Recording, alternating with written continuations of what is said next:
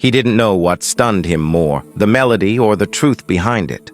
The billionaire CEO stood frozen in the middle of his mansion's grand hall as his daughter played a haunting tune on a scratched old violin. But when he learned who that violin once belonged to, his entire world stopped. Stay with me till the end, because this story will touch your heart in ways you'll never forget. And before we begin, don't forget to like this video and subscribe to Hopeful Stories, where every tale reminds you that compassion can change everything. It was a cold Monday morning at the Towering Glass, headquarters of Harrison Enterprises. Employees moved briskly through the lobby, their shoes echoing on the marble floors. Among them, pushing a mop bucket and humming softly to himself, was Eli, the building's janitor. Eli was a quiet man in his 50s, always polite, always on time. He never complained, even though his back ached and his hands were cracked from years of labor. Most of the executives barely noticed him, except for one. Richard Harrison, the CEO, was the kind of man whose presence filled a room. Sharp suit, sharper tongue, and a reputation for being cold and calculated. To him, every minute had a price and every person had a use. That morning, as Richard strode through the lobby, he saw Eli placing something carefully into a brown paper bag, a worn-out wooden violin. "What's that?" Richard asked with a smirk, stopping near the janitor. Eli looked up nervously. "Just something I'm taking to the pawn shop after work, sir." "A pawn shop?" Richard's brow furrowed.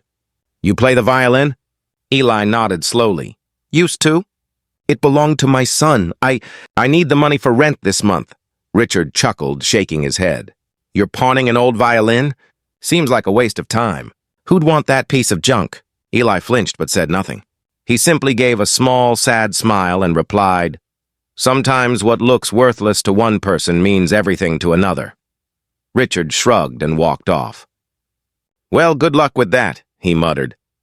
That afternoon, after everyone left the office, Eli went straight to the pawn shop. The shop owner turned the violin over in his hands and sighed. "It's old. The strings are worn. I can give you $50 maybe." Eli nodded, swallowing hard. "That'll do." As he walked home in the rain, clutching the crumpled bills, he whispered, "I'm sorry, son." Meanwhile, the next day, fate decided to play its own tune. Richard's 12-year-old daughter, Clara, had her school orchestra recital coming up. Her violin had broken during practice, and the music teacher suggested checking out a few used ones at a local pawn shop. Richard, in his usual rush, told his assistant to buy any decent violin and bring it home. That evening, Clara ran excitedly into the living room holding a weathered violin case. "Daddy, look! They said it was second-hand, but it sounds beautiful."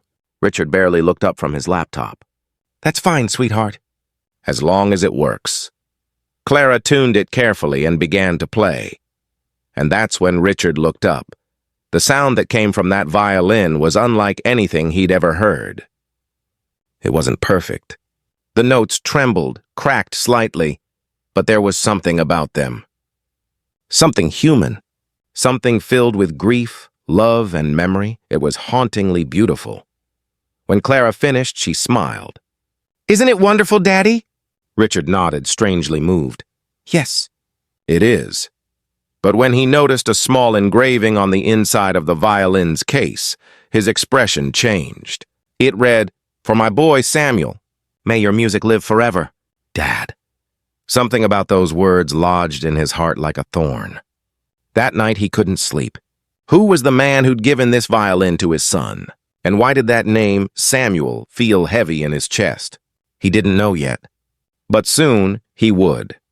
If this story is already pulling on your heartstrings, make sure to hit like and subscribe to Hopeful Stories, the place where every act of kindness finds a voice.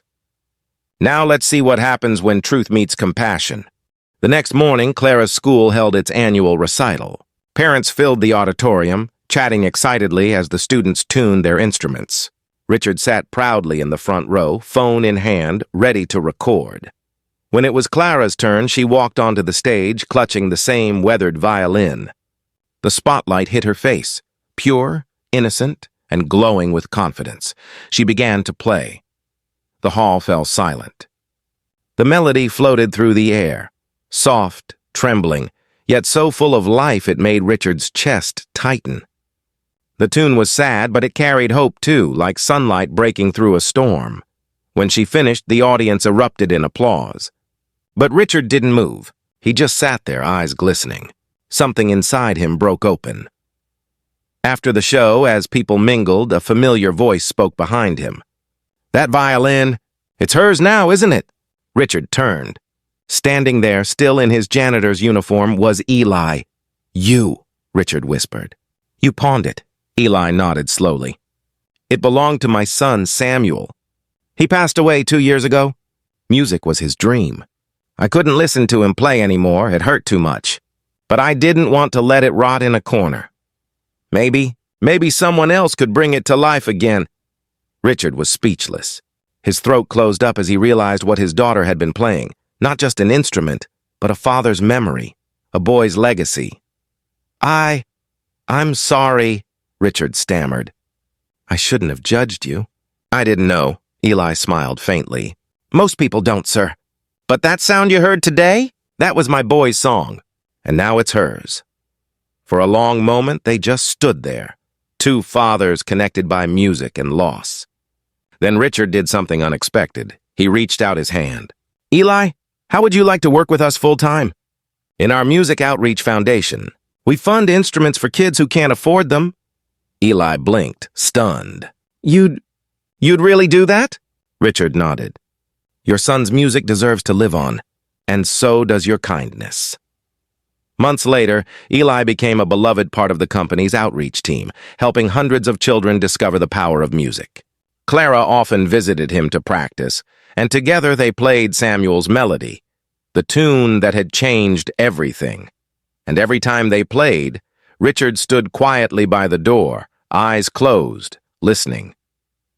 The billionaire who once judged a janitor had learned the most priceless lesson of all, that true worth isn't found in wealth, but in heart. If this story touched your soul, please like this video and subscribe to Hopeful Stories. Your support helps us keep spreading real tales of kindness, love, and redemption.